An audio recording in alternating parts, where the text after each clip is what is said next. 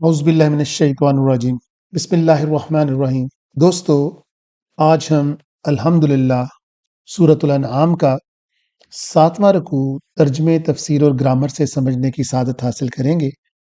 اس رکوع میں اللہ تعالیٰ کا بے پایاں علم اور بے حساب طاقت کا اظہار کیا جا رہا ہے، تو آئیں اس کو جانتے ہیں اور اس کو سمجھتے ہیں۔ قل، کہہ دیجئے، انی، بے شک، مجھے، نہیتو، منع کر دیا گیا ہے، ان آبدا، کہ میں بندگی اختیار کروں، الذین، ان کی، تدعونا، جن کو تم پکارتے ہو، من دون اللہ، اللہ کے علاوہ، یعنی جن مشرکانہ حرکات میں تم پڑے ہوئے ہو، جن بتوں کو تم نے اللہ کے سامنے لا کر کھڑا کر دیا، میں ان کو پکاروں، مجھے اس سے منع کر دیا گیا ہے۔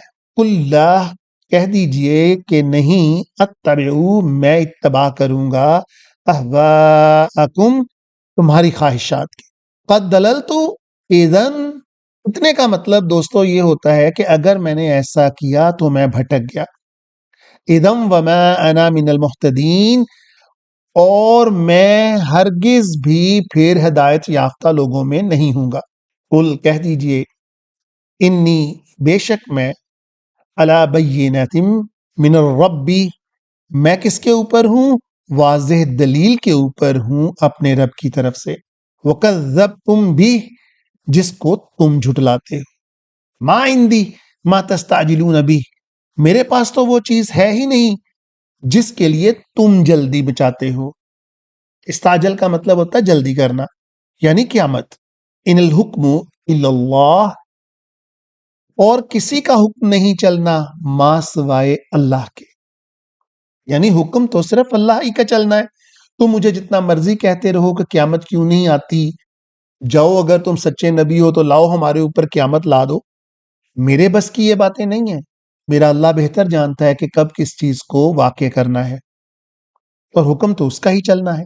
یقص الحق کا، وہ حق بیان کرتا ہے، وہو خیر الفاصلین، اور وہ بہت بہتر فیصلہ کرنے والا ہے۔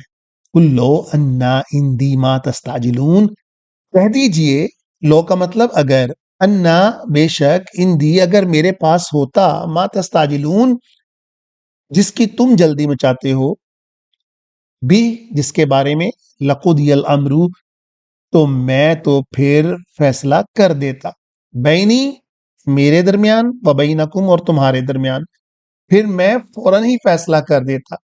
یہ تو اللہ کی حکمت ہے جو ان سب چیزوں کو روکے ہوئے ہے۔ واللہ عالم بالظالمین، اور اللہ جانتے ہیں کہ ظالم کون ہے۔ دوستو، یہ حضور صلی اللہ علیہ وسلم صرف ان کو ڈرانے کے لیے کہہ رہے ہیں کہ اگر میرے پاس اس کا اختیار ہوتا تو میں تو فوراً ہی فیصلہ کر دیتا۔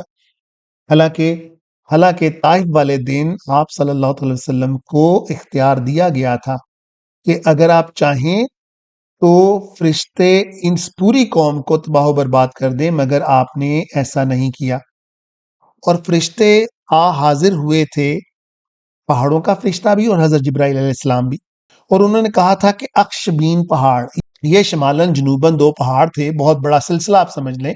تو فرشتے حضور صلی اللہ علیہ وسلم سے کہہ رہے تھے کہ اگر آپ حکم دیں تو ہم ان دونوں پہاڑوں کو ملا دیتے ہیں اور اس میں یہ پس کر رہ جائیں گے، مگر حضور صلی اللہ علیہ وسلم نے اپنے اس اختیار کو استعمال نہیں کیا۔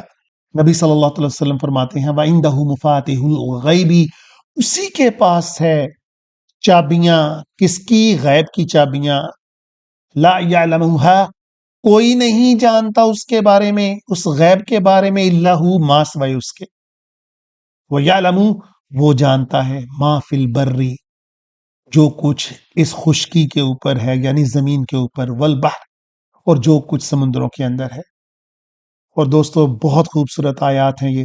وَمَا تَسْقُطُ مِن وَرَقَةٍ، تسقط کا مطلب ہوتا ہے ٹوٹنا، اور کوئی، ورقہ کا مطلب پتا، کوئی پتا نہیں ٹوٹتا، الا يعلمها، مگر وہ اس کے علم میں ہوتا ہے۔ اب آپ ذرا تصور کر لیں کہ اس دنیا کے اندر کتنے درخت ہیں اور کتنے پتے ہیں، لیکن اللہ تعالیٰ فرماتا ہے کہ ایک پتا بھی نہیں ٹوٹتا لیکن مجھے اس کا علم ہوتا ہے. تو پھر ہم کیسے یہ بھول جاتے ہیں کہ اللہ تعالیٰ کو ہمارے معاملات کا علم نہیں ہوگا. اور پھر آگے پھر فرماتے ہیں اللہ تعالیٰ ولا حبۃ، اور کوئی دانہ جب وہ اس کو پھینکا جاتا فی ظلمات الارض، وہ زمین کی تاریکیوں میں چلا جاتا ہے، ولا رطب، اور پھر وہاں پر جا کے وہ تر ہو جاتا ہے یعنی تیار ہوتا ہے اس میں سے خوشہ نکلنے کے لیے، ولا یابس، یا وہ خشک رہ جاتا ہے. یابس کا مطلب خشک. الا فی کتاب مبین، مگر وہ تحریر ہے، وہ بھی تحریر ہے کس کے اندر؟ اس کتاب مبین کے اندر، اس ڈیسٹائنڈ بک کے اندر. وہو الذی یتوفاکم باللیل، اور وہی اللہ ہے جو تمہیں موت دیتا ہے رات کو. وَيَعْلَمُ مَا جَرَحْتُمْ، اور وہ جانتا ہے کہ تم کیا کرو گے بالنہار دن کو. ثُمَّ يَبْعَثُكُمْ، پھر وہ تمہیں حیات دیتا ہے فیہ، رات سے اس دن کے اندر، لیقضی اجل مسمى، تاکہ مقررہ وقت، مقررہ میعاد انجام پائے. کیونکہ دوستو انہی دن اور راتوں کے چڑھنے کے اندر ہی ہماری زندگی تمام ہونی ہے. تو اللہ تعالیٰ فرماتے ہیں میں تمہیں موت دیتا ہوں رات کو، اور پھر دن کو تمہیں باسط دیتا ہوں، حیات دیتا ہوں، تاکہ تم دن کو اپنے کام نپٹاؤ، اور اسی دن اور رات کے اسی دائرہ کار، اسی چکر کے اندر آخر تمہاری وہ میعاد جو تمہیں دے کر بھیجی گئی ہے وہ تمام ہونی ہے. اور پھر ثم الیہ، پھر تم نے اس کی طرف مرجعکم، واپس پلٹنا ہے. ثم، تب، ینبئکم، وہ تمہیں بتا دے گا، بما کنتم تعملون، تم جو جو کام کرتے رہے.